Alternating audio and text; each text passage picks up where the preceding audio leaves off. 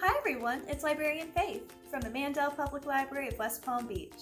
And today I'm going to show you how to make wonderfully unique pieces of art using painting and embroidery. Let's get started, shall we? You'll need several things to do this project. You'll need a canvas. I'm using an 8x10 inch. Make sure it's canvas and not canvas board because you need to have access to the fabric on the back. You'll also need paint and paintbrushes in various colors and sizes, water and paper to wash out the paintbrushes in between colors, a sewing needle, thread, and scissors in whatever colors you like, and last but not least, a fun design to embroider on your painting. Make sure that it's a little bit more on the simple side than complicated. Line art works best. The first thing we're going to do is prime our canvas with some gesso. Gesso acts as a primer which smooths out the canvas and helps the paint stick to it a little bit better. You can find it about any art store. Just want to give a nice thick coating all over the canvas.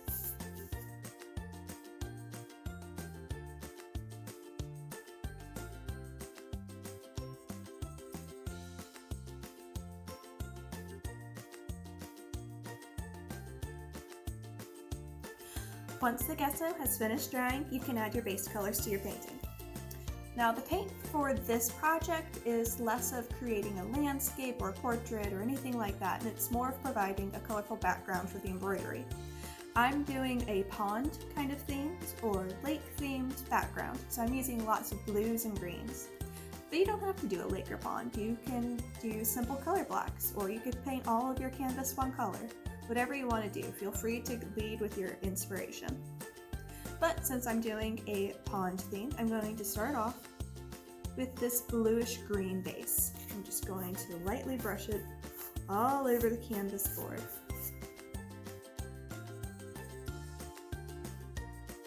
You don't have to brush it over all of it. I want to add some color dimension to this painting, but I do want to use it as a base color. And with this art project especially, don't worry about achieving perfection. You want it to be loose and fun and just kind of go with the flow. Also be generous with the paint. It's a little bit easier to manipulate if you have more rather than less paint on the canvas. I'm going to take a little bit of this blue in the other corners, and you just want to blend it in together.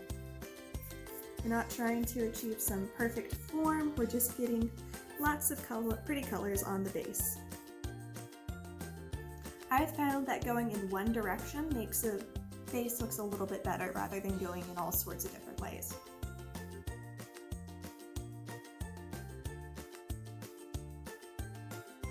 Generally, I would be using an easel right about now to help keep things a little bit more in place. But it's very difficult to film painting on an easel, so we're just going to skip that part today.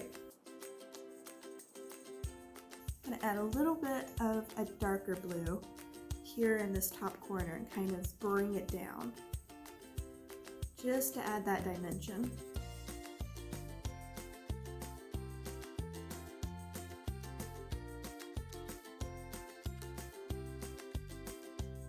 I think this looks rather nice. So now that we have this part finished, we're going to wait until it's fully dry before moving on to the next stage. The embroidery part involves laying down a printed out piece of paper wherever you want the design to be, and using the needle to punch holes in the canvas to eventually thread through. But we don't want to put this down just yet since we don't want to mess up the paint. So now that we have our painted canvas fully dry and to our specifications, we can then use any sort of printed off outline art and place it wherever we think it would look best on the canvas. I'm going to place this koi fish in the corner. Then you'll take a push pin and just punch holes in around the outside edges of your design. This is the holes that you'll put the thread through when we start embroidering it later. I know it'll feel weird punching holes in canvas, but trust me, this pays off later. So I have it in a position I like. And also, you want to make sure that you place your design in the middle of the canvas. The wooden outline of the canvas goes in about ½ inch on either side, and you need to make sure your needle can easily go through the canvas. Otherwise, it'll start stretching and pulling it in an unsightly way. Now that I have it where I want it, I'm going to hold it down and make sure to keep it still as I go along the outside edge, punching the holes.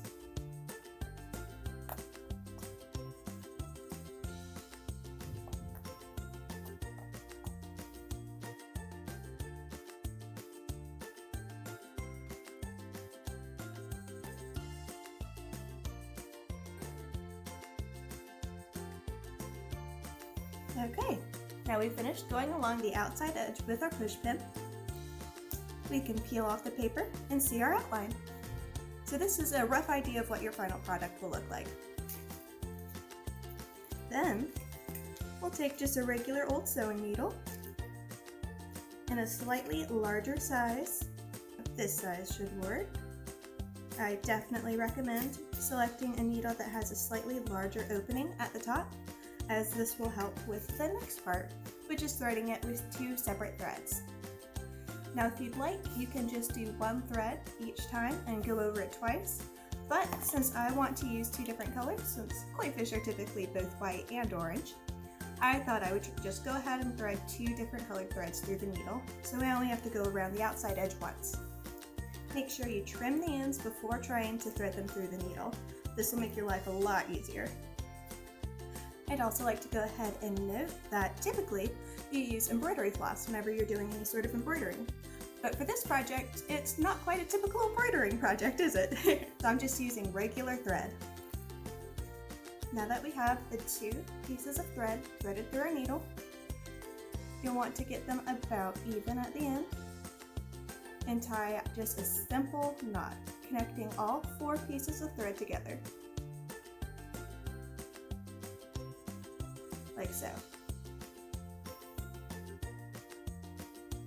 Then, start wherever you'd like. I'm going to start the end of the tail and start going around. You'll push your needle up through the back of the painting, through that very first opening.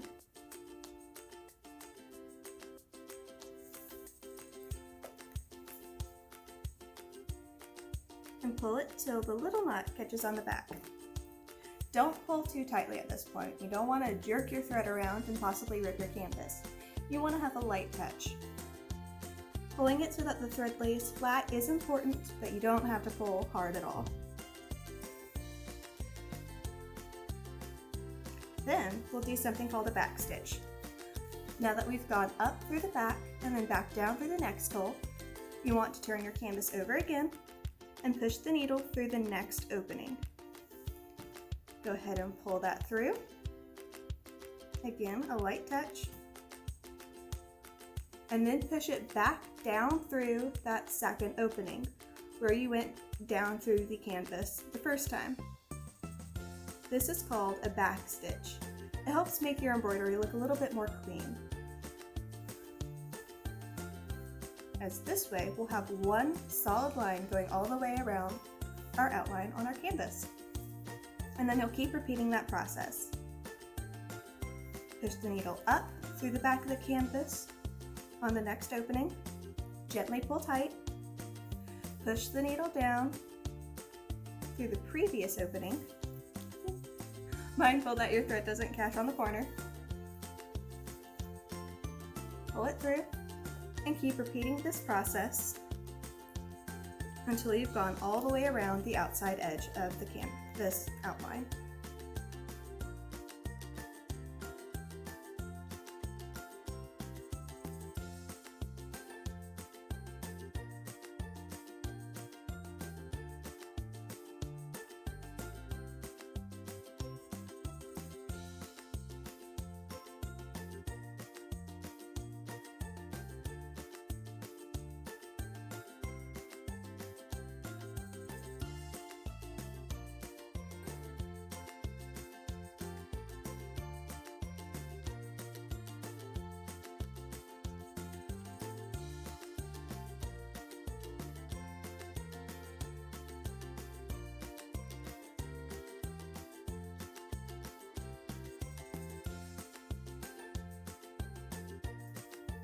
Okie dokie, let's go ahead and start another piece of thread.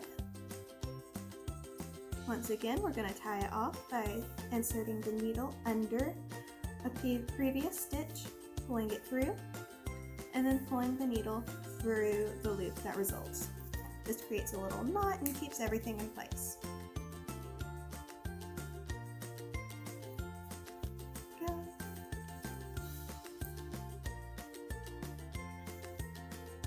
We'll re-thread.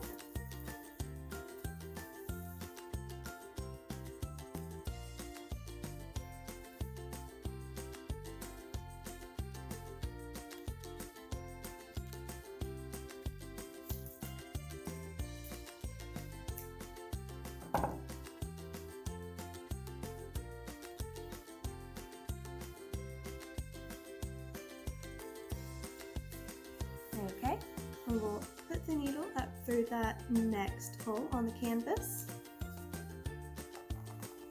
Pull it just until the knot is flush with the back of the canvas and push it through that first hole in the canvas.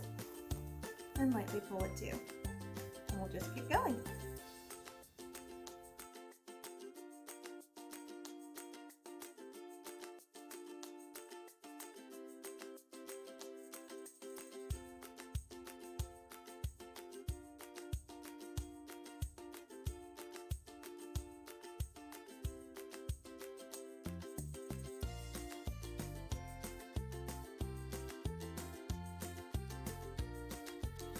And now that we have finished with the embroidery, we're just going to tie that little knot in the back, just like we did when we were switching out the thread, and we'll be finished.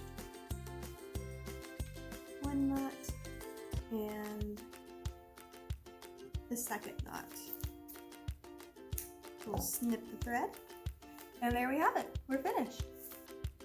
And here we have our final product. Now, just as a heads up, this technique can be used in tons of different ways. I just happened on this one because I thought it'd look nice in my living room. An earlier project I did with this, just to test out the technique, turned out like this. You can see the paintings are very different. This one has an almost monotone background, while this one has tons of bright color blocks. So you can do whatever you like. You don't have to make just this type of painting. I hope you enjoyed this tutorial. Be sure to come back next week for a new art project. And until then, happy reading!